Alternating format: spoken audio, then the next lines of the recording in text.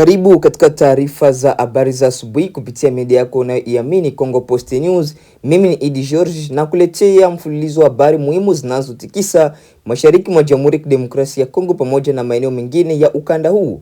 Katika vichwa vya habari vya asubuhi hii, zaidi ya raia 13 wameuawa katika mashambulizi mapya yanayohusishwa na waasi wa ADF katika eneo la Mambasa mkoani Ituri, huku hali ya hofu ikiendelea kutanda miongoni mwa wananchi. Huko Kivu Kaskazini, jeshi la FARDC, jeshi la Jamhuri ya Kidemokrasia ya Kongo, likisaidiana na wapiganaji wa Wazalendo limefanikiwa kuzuia mashambulizi ya waasi wa M23 waliokuwa wakijaribu kusonga mbele katika maeneo ya Masisi na Walikale. Wazalendo wanaendelea kuimarisha udhibiti wao katika sekta ya Katoi na kusogea karibu na mji wa kimkakati wa Rubaya, hali inayozua taharuki mpya kwa waasi wa M23 pamoja na wananchi wa eneo hilo.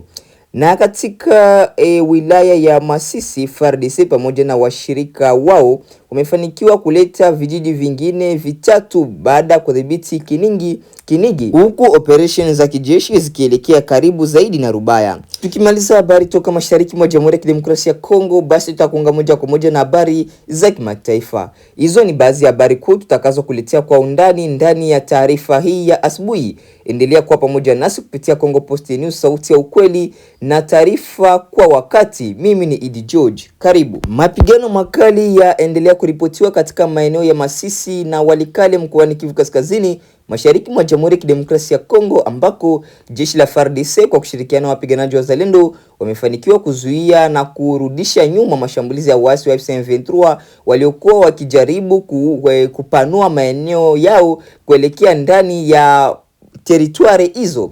Kwa mujibu wa taarifa kutoka vyanzo vya ndani vya usalama pamoja na wananchi waliopo katika eneo hilo, mapigano hayo yaliongezeka katika siku za hivi karibuni, hususan katika sekta ya Katoi, eneo ambalo limekuwa na umuhimu mkubwa wa kimkakati kutokana na ukaribu wake na mji wa migodi wa Rubaya. Waasi wa M23 walikuwa wakisaka kuimarisha ushawishi wao katika maeneo hayo ili kudhibiti njia muhimu za kiuchumi na kijeshi, lakini walikumbana upinzani mkali kutoka kwa vikosi vya Jamhuri ya Kidemokrasia ya Kongo FARDC na Wazalendo. Taarifa zinaeleza kuwa hadi hii Alhamisi tarehe 22 Mei mwaka 2026, wapiganaji wa Wazalendo wamefanikiwa kudhibiti sekta nzima ya Katoi ambayo inajumuisha groupmenti 6 muhimu ambazo ni Kibabi ya pili, Nyamaboko ya pili, Ufomandu, Kambule, Lwindi pamoja na Nyalipe. Maeneo manne kati ya 8 ya groupmenti ya Mufanyi Kibabi ambao ni Karoba, Bukumbiriri, Muho na Lutingita pia yako chini ya udhibiti wa Wazalendo. Ushindi huo unaonekana kama pigo kubwa kwa waasi wa M23 ambao walikuwa wakijaribu kuendelea kusonga mbele kuelekea maeneo yenye shughuli kubwa za madini karibu na Rubaya.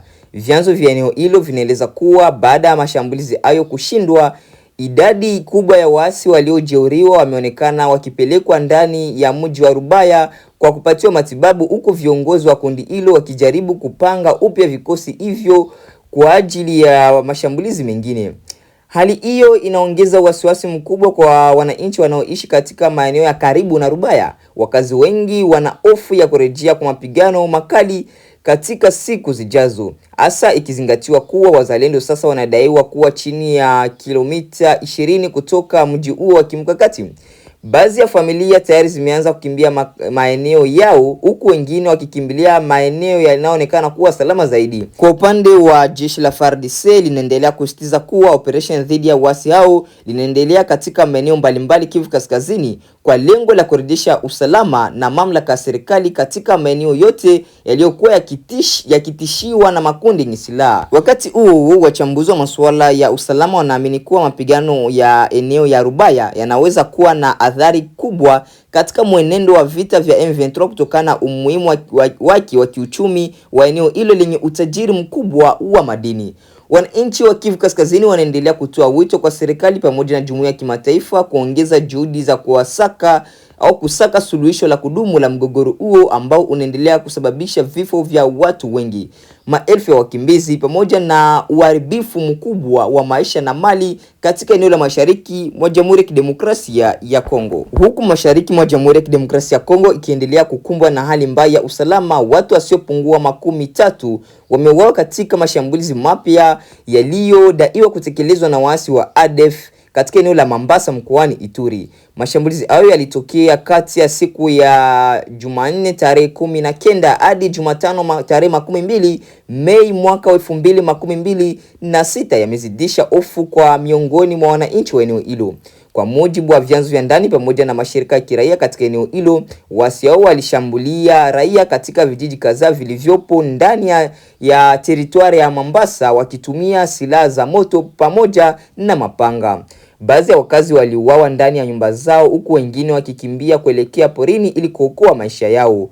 Mashuhuda wanasema milio ya risasi ilisikika kwa saa kadhaa usiku mzima, hali iliyozua taharuki kubwa miongoni mwa wananchi. Ripoti zinaeleza kuwa idadi ya waliouawa inaweza kuongezeka zaidi kutokana na kuwepo kwa watu wengi ambao bado hawajulikani walipo baada ya mashambulizi hayo.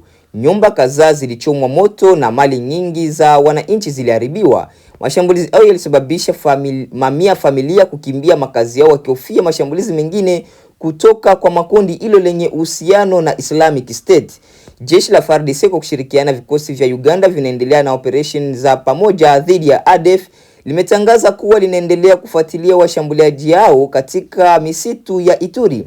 Hata hivyo, wakazi wa Mombasa wanaendelea kulalamikia ukosefu wa usalama wa kudumu licha ya operation mbalimbali za kijeshi zinazoendelea katika ukanda huo kwa miaka kadhaa sasa. Mashambulizi haya mapya yanaongeza orodha ndefu ya mauaji yanayohusishwa na ADF katika mashariki mwa Jamhuri ya Kidemokrasia ya Kongo. Katika wiki za hivi karibuni, kundi hilo linaendelea kushambulia maeneo ya Ituri, Kivu Kaskazini, likiwaua raia wengi na kusababisha maelfu ya watu kukimbia makazi yao. Mashirika ya haki za kibinadamu yanaendelea kuitaka serikali ya Kongo pamoja na jumuiya ya kimataifa kuongeza idadi za kuwalinda raia wanaoendelea kuwa waanga wa mapigano hayo. Baada ya kusikia taarifa mbalimbali toka mashariki mwa Jamhuri ya Kidemokrasia ya Kongo, basi mpendwa msikilizaji na mtazamaji, acha nikuingie moja kwa moja na habari za kimataifa. Karibu. Moja kwa moja tunaanza na ripoti kwamba Iran imesema itatathmini mapendekezo mapya kuvimaliza vita iliyoyapokea kutoka kwa Marekani, licha ya pande hizo mbili kutoleana vitisho vya kuanzisha tena mapigano.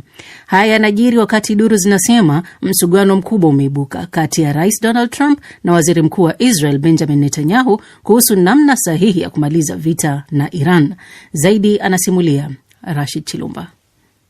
Msemaji wa wizara ya mambo ya kigeni ya Iran Ismail Bakai amesema jamhuri hiyo ya Kiislamu inafanyia kazi mapendekezo ya Washington walioyapokea kupitia nchi mpatanishi ambayo ni Pakistan. Afisa huyo amerejea matakwa ya Iran ikiwa ni pamoja na kuachiwa kwa mali za nchi hiyo zinazoshikiliwa ughaibuni na Marekani isitishe mzingiro unaozuia shughuli za bandari za Iran. Mapema jana Jumatano, mkuu ujumbe wa Iran kwenye mazungumzo ya kumaliza vita Mohammed Bagheri Ghalibaf aliituhumu Marekani kutaka kuanzisha tena vita baada ya Rais Donald Trump kusema ataishambulia tena dola hiyo ya Uajemi iwapo itakataa kufikia mkataba wa amani. Trump aliwaambia waandishi wa habari kwamba anaamini wamo kwenye hatua za mwisho za majadiliano na Iran, lakini akaonya ikiwa makubaliano hayatofikiwa mambo yatakuwa magumu kwa utawala mjini Tehran. Jambo hilo limekaribia ukingoni. Niamini, kama hatutopata majibu sahihi, mambo yatakwenda haraka sana. Tuko tayari. Ni lazima tupate majibu sahihi. Lazima yawe majibu sahihi kwa 100%. Na tukifanya hivyo, tutaokoa muda, nguvu na maisha. Trump alikushasema mwishoni mwa wiki iliyopita kuwa ataishambulia Iran iwapo makubaliano hayatafikiwa. Mwanzoni mwa wiki hii pia alidai kwamba amesitisha mpango wa kuishambulia Iran siku ya Jumanne baada ya viongozi kadhaa wa nchi za Mashariki ya Kati kumrai asiishambulie nchi hiyo. Viongozi wa Iran wamebakia kuwa na misimamo isiyoyumba, wakisisitiza kuwa tayari kwa vita, lakini kwa upande mwingine wanasema milango ya diplomasia iko wazi. Rais Masoud Pezeshkian wa Iran amesema amesema njia za kufikia suluhisho la kidiplomasia ziko wazi, lakini ametoa hadhari akisema kuilazimisha Iran kusalimu amri kupitia mabavu ni jambo lisilowezekana na ni njozi ya mchana. Katika hatua nyingine, jarida la Wall Street la Marekani limeripoti juu ya mabishano yaliyotokea kati ya Rais Donald Trump na Waziri Mkuu wa Israel Benjamin Netanyahu walipozungumza kwa njia ya simu siku ya Jumanne kuhusu namna ya kusonga mbele na suala la vita vya Iran. Vyanzo vinasema tofauti kubwa imekuwa ni mtazamo usioshabihiana juu ya pendekezo jipya la Marekani la kuvimaliza vita. Pendekezo hilo ambalo inaarifiwa limetokana na ushauri wa mataifa mawili, Qatar na Pakistan, lina lengo la kupunguza tofauti kati ya Washington na Tehran kuelekea kupata suluhu na hatimaye mkataba wa amani. Hata hivyo, duru zinasema Waziri Mkuu wa Israel Benjamin Netanyahu ameendelea kuwa na mtazamo hasi kuhusu mazungumzo yanayoendelea, akitaka waanzishe tena mashambulizi ya pamoja na Marekani ili kuidhoofisha zaidi Iran, jambo ambalo inatajwa Trump haliungi mkono moja kwa moja. Asante sana Rashid Chilumba kwa ripoti hiyo. Waendesha mashtaka wa shirikisho nchini Marekani wametangaza kumfungulia mashtaka ya jinai rais wa zamani wa Cuba Raul Castro kufuatia kudunguliwa kwa ndege za raia mwaka 1996, wakati ambapo utawala wa Rais Donald Trump unazidi kuiwekea shinikizo serikali ya kisoshalisti ya kisiwa hicho. Jacob Safari ana mengi katika ripoti ifuatayo. Katika mashtaka hayo, Castro anatuhumiwa kuamrisha kudunguliwa kwa ndege mbili ndogo zilizokuwa za kundi la Brothers to the Rescue. Castro, ambaye atakuwa na umri wa miaka 95 mwezi ujao, alikuwa waziri wa ulinzi wa Cuba wakati huo. Mashtaka hayo ambayo yaliwasilishwa kisiri mnamo mwezi Aprili yanajumuisha mauaji na uharibifu wa ndege. Marubani 5 wa kijeshi wa Cuba pia walifunguliwa mashtaka. Kaimu mwanasheria mkuu wa Marekani Todd Blanche alipokuwa huko Miami katika hafla ya maadhimisho ya waliouawa iliyokuwa pia inaoana na siku ya uhuru wa Cuba, alisema kuwa familia za Wamarekani 4 waliouawa zimekuwa zikisubiri haki kwa karibu miaka 30. Blanche amesema kuwa waranti wa kukamatwa kwa Castro tayari umetolewa, kwa hiyo anataraji atajisalimisha au itatumika njia nyingine kumkamata.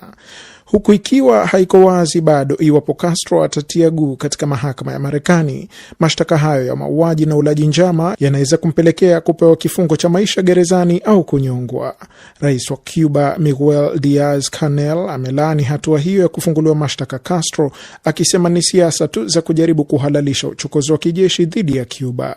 Katika ujumbe aliouandika kwenye mtandao wa kijamii, Rais Diaz ameituhumu Marekani kwa kujaribu kudanganya na kujaribu kubadilisha mambo katika tukio hilo la kuangushwa kwa ndege, ikiwemo kupuuzwa mara kadhaa onyo lililotolewa na Cuba dhidi ya kuvamiwa kwa anga yake. Naye naibu waziri wa mambo ya kigeni wa Cuba Carlos Fernandez de Cosio amesema hatua hiyo ya Marekani ni ya kitapeli. Ni tuhuma ambazo hazina msingi wa kisheria, kisiasa na maadili, na zinastahili kuonekana kama sehemu ya uchokozi unaozidi mwaka mzima dhidi ya Cuba kutoka kwa Marekani. China leo imesema kuwa inapinga vikali hatua ya Marekani kutumia vibaya uwezo wake wa kisheria na kuishinikiza Cuba baada ya hatua hiyo kumfungulia Castro mashtaka.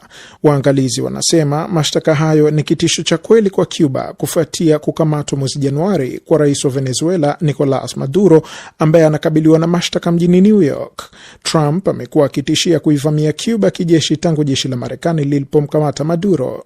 Baada ya kumkamata kiongozi huyo wa Venezuela, Marekani iliamrisha kuzuiwa kwa meli za mafuta kuingia Cuba, jambo lililosababisha ukosefu mkubwa wa umeme, uhaba wa chakula na kuanguka kwa uchumi wa kisiwa hicho.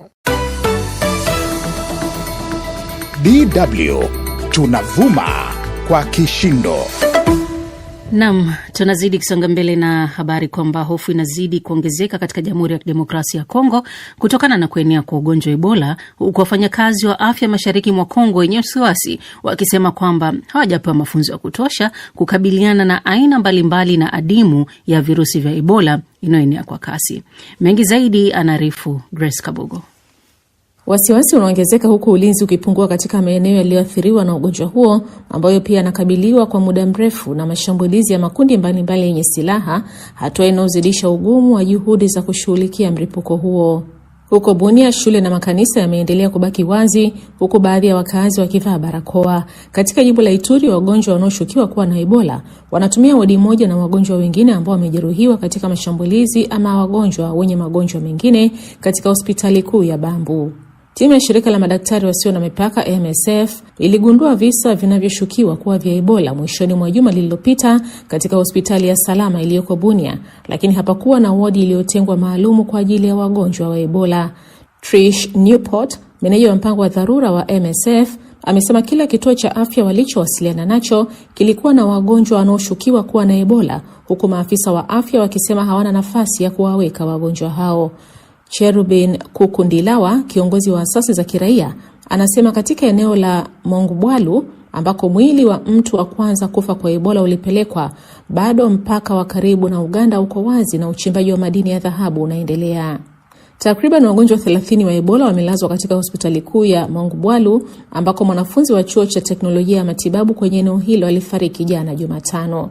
Maelfu ya vifaa vya afya vimesafirishwa kwa ndege hadi Bunia ambako kifo cha kwanza kinachojulikana kilitangazwa wiki iliyopita, lakini wakazi wanasema bado ni vigumu kupata barakoa na kwamba dawa za kuua vijidudu ambazo awali ziliuzwa kwa faranga 2500 za Kongo, ambazo ni sawa na $1 za Marekani, sasa zinauzwa mara 4 zaidi. Wakati huo huo, Umoja wa Mataifa umeonya kuwa mlipuko wa Ebola nchini Kongo na Uganda unaweza kuzidisha mzozo wa chakula katika eneo hilo, kwani virusi hivyo vimeenea zaidi ya kiwango chake cha awali hadi maeneo mengine. Stefan Dujarric, msemaji wa katibu mkuu wa Umoja wa Mataifa Antonio Guterres, amewaambia waandishi habari kwamba umoja huo umetoa wito wa kuwepo juhudi za kusaidia kushughulikia mahitaji ya kiutu duniani, ikiwa ni pamoja na changamoto zinazoibuka kama vile mlipuko wa Ebola. On the ground, our colleagues, WFP are telling... Wenzetu wa shirika la mpango wa chakula duniani WFP walioko Kongo wanatuambia leo kwamba mlipuko wa Ebola unaweza kuzidisha ukosefu wa chakula hadi itakapopatikana njia ya kudhibiti ugonjwa huo na msaada kuongezwa. Kwa sasa watu milioni 26.5 nchini Kongo wanakabiliwa na uhaba mkubwa wa chakula. Hadi Mei 19 mwaka huu, Kongo iliripoti zaidi ya visa 500 vya Ebola na takriban vifo 130. Katika hatua nyingine, Uingereza imeahidi kutoa kiasi cha pauni milioni 20 kwa ajili ya kusaidia kukabiliana na mlipuko wa Ebola nchini Kongo. Urusi nayo imesema ina wasiwasi kuhusu mlipuko wa Ebola Kongo na Uganda na kwamba iko tayari kusaidia katika kukabiliana na ugonjwa huo. Asante sana Grace Kabogo kwa ripoti hiyo. Na ni hapo ndipo tunapohitimisha matangazo yetu ya habari za asubuhi ya leo, ikiwa ni tarehe 22 mwezi wa 5 mwaka 2026. Mpendwa msikilizaji wa mtazamaji, basi tukutane katika ripoti yetu ya habari za mchana wa leo. Karibu.